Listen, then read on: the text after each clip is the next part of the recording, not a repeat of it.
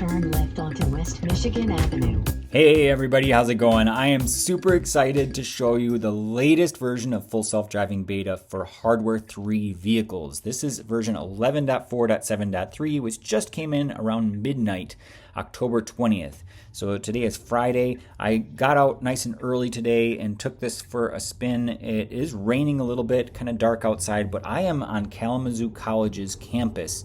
And I'm taking it on to Stadium Drive here coming up, and then kind of passing through Western Michigan University's campus, and then heading over to Westnedge Avenue to eventually end up at a restaurant that I really love called Core Life Eatery. This drive is brought to you by myself. I sponsor myself. I'm not that popular yet, but thanks so much for all of your views. It means so much to me. I put a lot of time and effort into these videos. Take a look at this. It's moving over to the left a little bit to get away from this car. I thought that was interesting. I wanted to keep that at normal speed. And then it does stop here at the traffic light. I was a little bit concerned. You can see there's two traffic lights. I thought it might skip ahead to the next one, but it stayed there with the other car back there.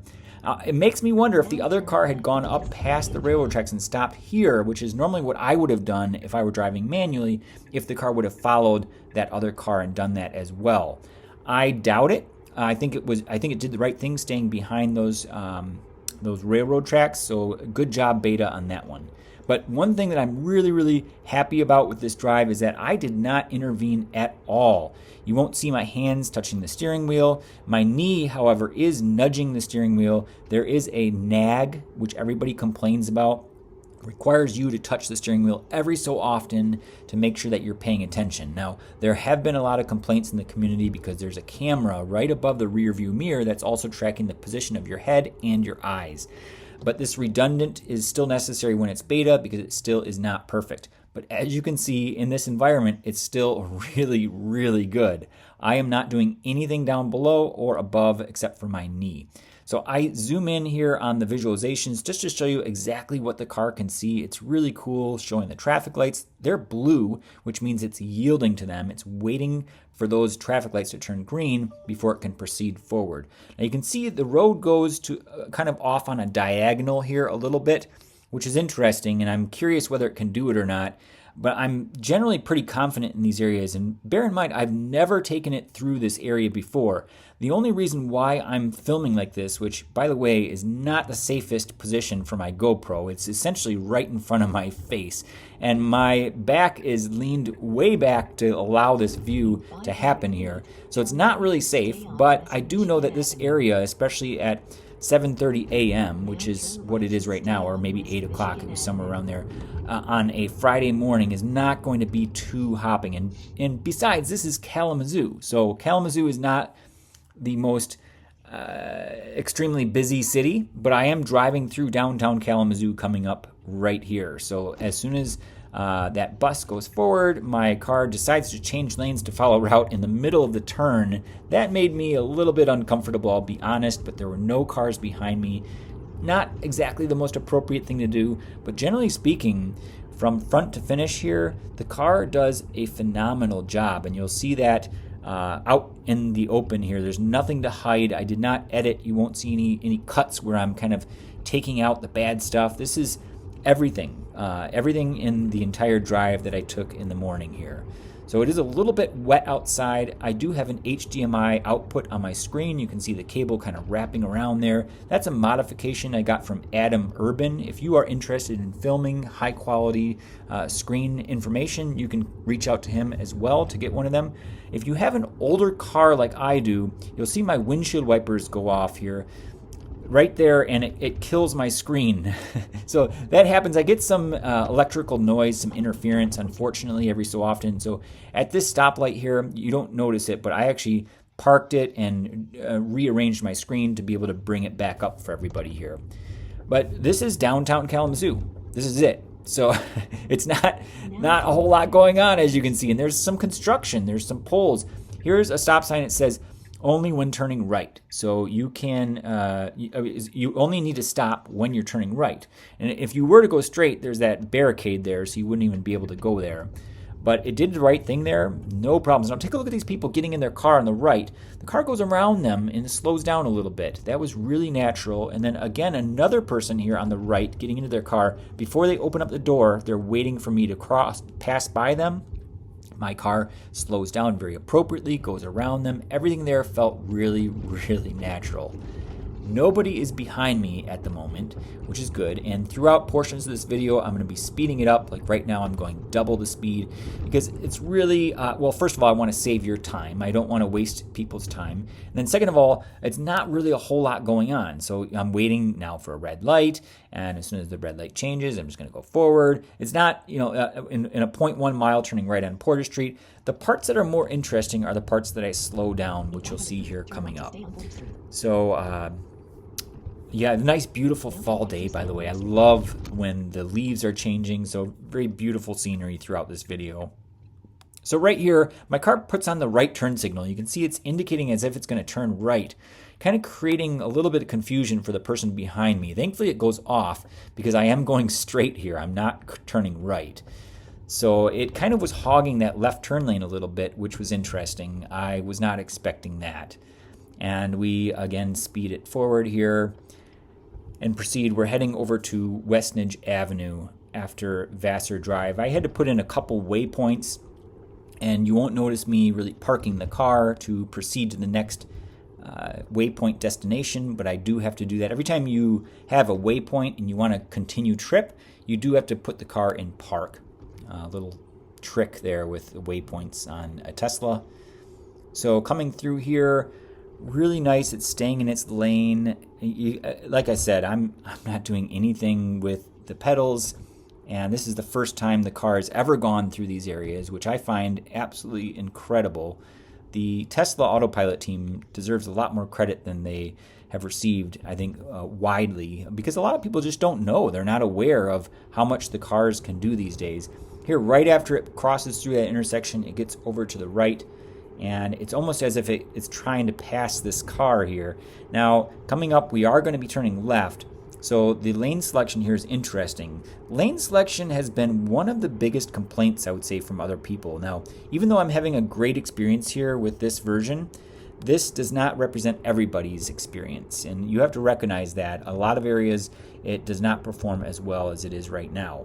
Now, if I was downtown Chicago, I would be taking a lot more caution, and I certainly wouldn't be filming the way I'm filming right now, which is, as I mentioned earlier, a little bit dangerous. The camera is basically right in front of my face, and my chair is reclined back quite a bit. Now, I do have full visibility. I can look all around me, but it's just not really the safest, and especially if you are afraid of it making mistakes. But this area is pretty simple. So coming into this area here, and then this is just a residential neighborhood area. I do recall a couple awkward encounters at these four-way stops, but I don't think this was one of them. There were some cars that came up, and my car was just a little bit too slow. So there was one of the waypoints. We just stopped, and I'm proceeding forward now to the next destination.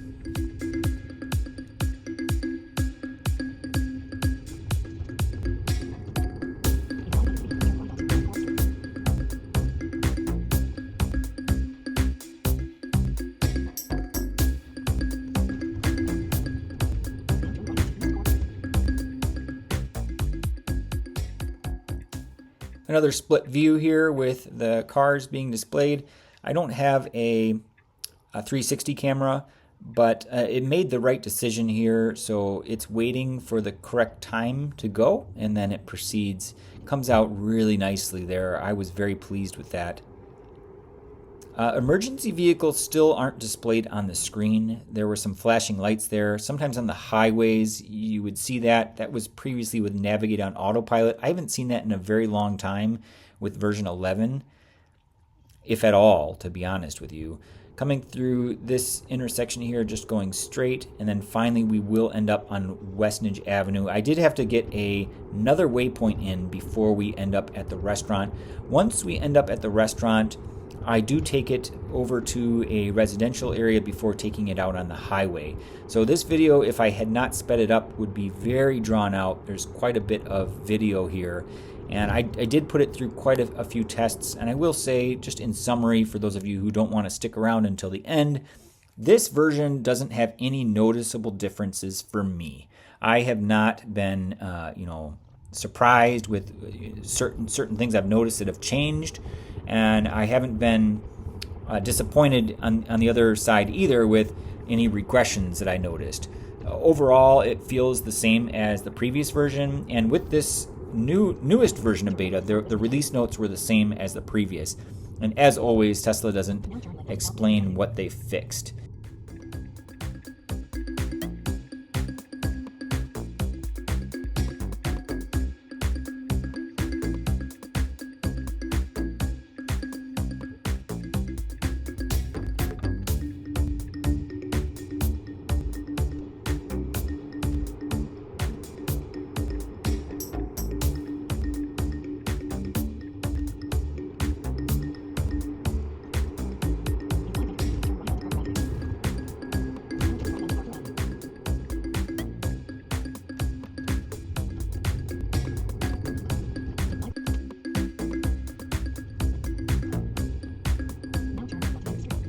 Coming up to this four-way stop here.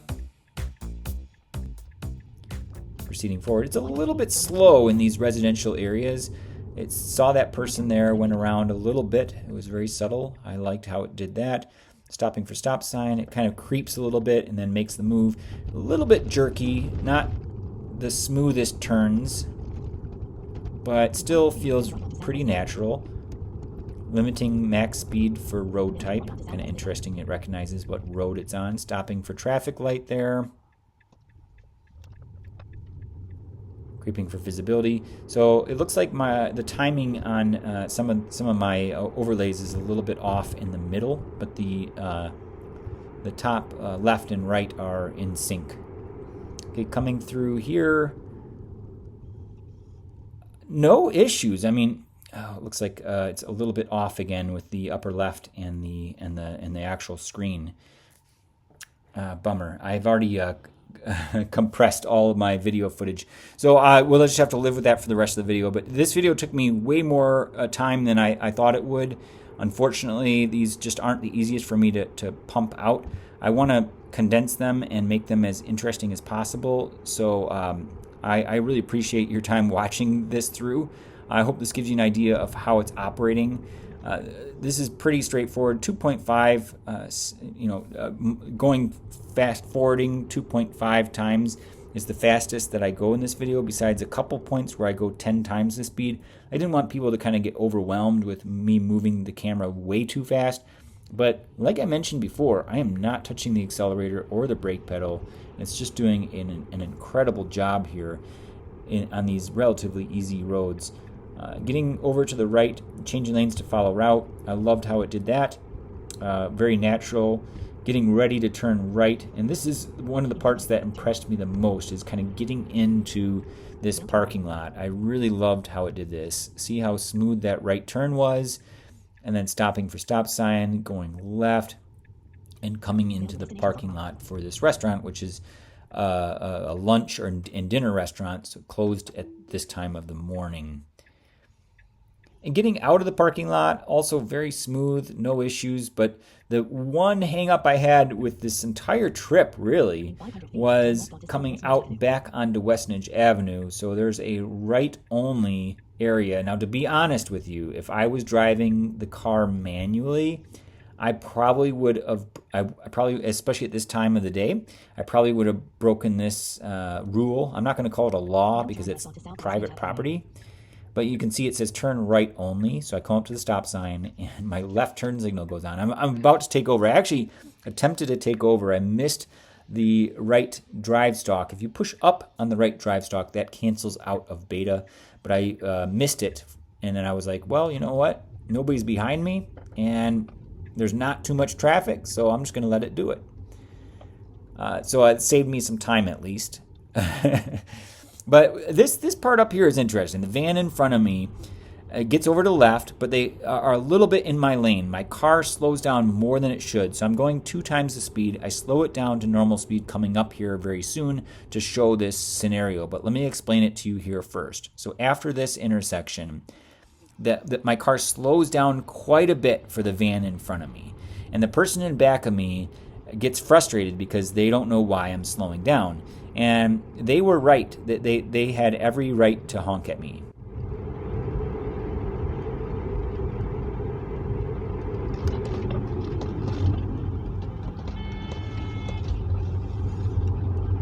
So you can see my speed is now synchronized with the middle screen. I had a lot of cuts throughout this video, but yeah, that driver in back of me definitely, I would have done the same. I would have been like, "What are you doing? Why are you slowing down?" Like you could just easily move a little bit over to the right.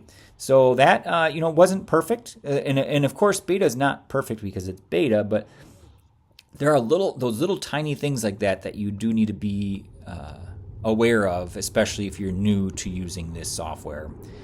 Now, here I'm coming onto the highway very briefly just to get back into this residential area before I take it back onto the highway for the final tests. But getting onto the highway, no problems here. You can see it's locking in a speed of 70 and then trying to get up to 79. It gets up to 77, 78. It actually almost gets up to 79. Before getting off again. Now, it needs to get in the right turn lane, but there's two of them. And because we're turning left right away, it chooses the correct lane, which is awesome. So from this middle lane, you can turn left or right. The right turn signal goes on, makes it through here. Beautiful. See, look at that. Now I'm in the left turn lane, ready to go. Things like that, although small, especially if you're new to using this, it's just mind-blowing how cool it is to see it kind of thinking ahead or knowing what to do. And I always wonder to myself how much of that is based on the heuristics, the C++ coding that's built into the software right now versus the neural nets and training. Now, I have taken this path many times with full self-driving, so it's possible my video feedback has made it back to the training data or the training set to allow it to learn. But then again, this area right here, it says reduce speed 25 ahead, a little ways back, and it always registers that as 25 miles per hour, and it slows down sooner than it really should in that area. And usually I use the right scroll wheel when I'm not filming to speed it up. And every time I have a family member in my car, they're like, "What's it doing?" It's annoying, right? When you're driving that area, you never ever slow down. So this is the final stopping point. I do come to a complete stop and then turn around and head back out onto the highway. Probably should have sped it up a little bit more throughout these areas. Again, not too eventful, but that's a good thing. I mean, you don't want to have too much drama in these because otherwise it just ends up becoming kind of complaints or kind of, there's a lot of criticism out there about full self-driving beta. And for good reason. I mean, people pay a lot of money, and it's been a long time. Elon Musk has definitely overpromised and underdelivered with regard to full self-driving beta, or full self-driving in general. So it's, it should be a lot further than it is, but when you think about the immense challenge, there's no doubt that it's not complete, and it will never be complete, by the way. That's one thing that I think we all need to agree on, is that until every car on the road is autonomous, you'll never have a fully self-driving vehicle, which in my mind then begs the question of, well, how do you accomplish the robotaxi concept? And that is a good question. I think if Tesla were to roll something like that out, which I think would generate huge amounts of revenue, everyone would sign up, because suddenly now, think about it, when your car, instead of having your car parked in the garage, you can have it run errands for you, you can have it pick other people up for you, you can have it do Uber drives for you, so you're basically making money while you're not driving your car.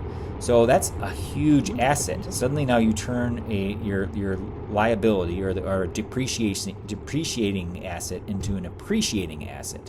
And Elon's commented on that multiple times in the past, saying people just don't have any idea of how powerful this will be in the future, because it will be the first time an automobile appreciates in value over time.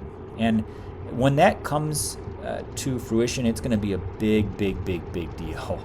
And I don't know when that will be. I've speculated a lot about it. I want to say 2035, 2040, but it's going to be limited to certain regions, because if you think about it, there's so many roads and there's so many edge cases and so many situations you need to account for. And to have a fully autonomous or full self-driving vehicle, the car manufacturer has to take liability.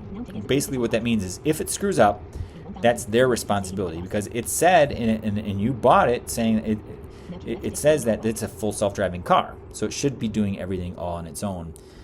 So for someone that's new to kind of the community and trying to wrap their heads around that, that's a big undertaking, and that's a big reason why it's not complete today. But while I've been doing all that talking, the car just got onto Interstate 94, it went west, and now it got onto Interstate 131 and went north, and now it's getting off onto Stadium Drive. That was incredible. It did everything. I mean, I've been watching it the whole time here with you, and the car didn't have any issues whatsoever. The lane selection was perfect. The speed was perfect. It didn't annoy any other drivers. It makes this left turn really nicely. And you'll see here in a minute, it gets changing lanes away from merge. I thought that was awesome. Sometimes it will say changing away from path blockage. But I don't know what merge it was detecting there, but it did the right thing. And that's very natural. That's what I would have done. As it was coming up there, I was thinking to myself, come on, get in the left lane. And then it did, but the message was not what I was expecting at all. Coming up here, we will be turning left into this facility that I'm ending the trip on. There again, my wipers every so often on my screen. Now my screen's kind of, you can see that it's fuzzy. So that's what happens. Sometimes it completely destroys the screen visualization, and other times it's just really fuzzy. So here it gets into the left turn lane. I slow it down to normal speed here. And the left turn signal is on. I thought it might take that gap. It waited for it. Now coming into this parking lot, it really, there again, I was like, ooh, is it going to go? Coming into the parking lot, it really accelerated. Now it's a bit of a curve here, or an uphill. So there it steps on it. You can see it speeds up going in, and whoa, it's like slow down. So it is registering a 25-mile speed limit, 25-mile-per-hour speed limit, which I don't know where that's coming from. But it creeps here forward before stopping, and then I get out. And this is just one of the coolest things. Now, it cannot park itself. You can have it leave a parking spot, but it won't park itself. So it kind of randomly stopped. Now, this is where I told it to stop. But here I can just get out and leave the car. The coolest thing ever. Thanks so much, everybody, for watching. I will see you in the next video.